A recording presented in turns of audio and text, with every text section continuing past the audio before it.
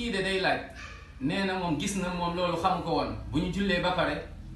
nit ñi wax après ne nañu ñaan nañu def li mooy salaatul fatihi ainsi de suite ainsi de suite mu laaj mu ne est-ce que salaatul fatihi yonent bi sallallahu alayhi wa sallam jàngale na ko. lu wóor mooy loo xamante ni moom moo wóor moom moo ñëw ci alquran moom moo ñëw ci sunna mooy ñu topp yonent bi muhammad sallallahu alayhi wa sallam ci lu mu def. salaatu ibrahim yi ñëw na allahumma salli ala muhammad wa ala ali muhammad kama sallayta ala ibrahim yonent bi wax na ko jàngal ko saxaaba yi yonent bi sallallahu alayhi wa sallam jàngale na ko saxaaba yi wax na ko mooy salaatu ibrahim yi. waaye salaatul fatihi yonent bi sallallahu alayhi wa sallam mosu ko wax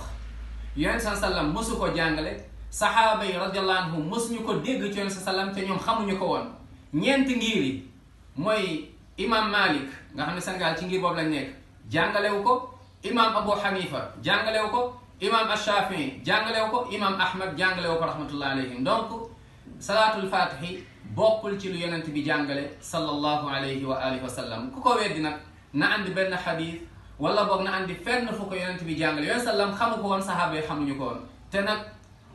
yowmal qiyaama ku bëgg a dajeeg yonent bi sallallahu alayhi wa sallam ca aljanna na nga def mooy que ni na la sunnaam doy na la jàngaleem doy yonent Muhammad sallallahu alayhi wa sallam. yal na yàlla déggloo ñu diine waaye yal na yàlla saxal ñu ci yoonu aljanna muy yoonu siraatal mustaqim mooy yoonu alquran ak sunna yonent Muhammad sallallahu alayhi wa sallam.